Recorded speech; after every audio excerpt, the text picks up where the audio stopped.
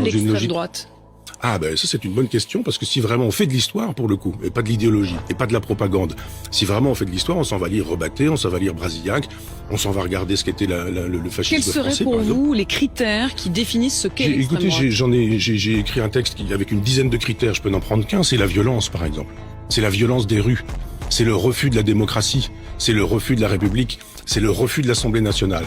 C'est-à-dire qu'on ne va pas, les fascistes ne sont pas, ou l'extrême droite ne va pas au bureau de vote en disant vous votez, si vous votez pour moi j'y vais, si vous ne votez pas pour moi j'y vais pas.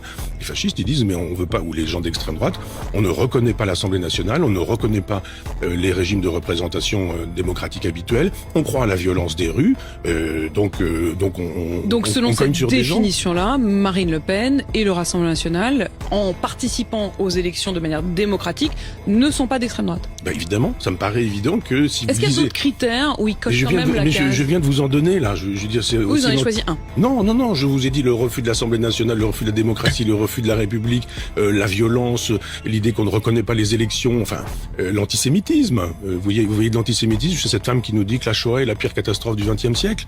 C'est pas la même chose que quelqu'un qui se vient nous dire que les chambres à gaz sont en plein détail de l'histoire. Si les gens veulent imaginer que c'est la même chose, il y a une confusion mentale qui est dommageable. Faut pas s'étonner qu'un quart des gens ne votent plus. Si on est en train de nous dire que, qui le disait l'autre jour, Darmanin, si Marine Le Pen passe, les pauvres vont mourir. Mais enfin, Il a dit ça lors d'une réunion publique. Oui, mais Alice Coffin dit exactement la même chose pour les femmes ou les LGBT. Il a dit les riches, si on va jusqu'au bout, son expression était les riches vont maigrir, les pauvres vont mourir. Oui, c'est ça, ils vont mourir.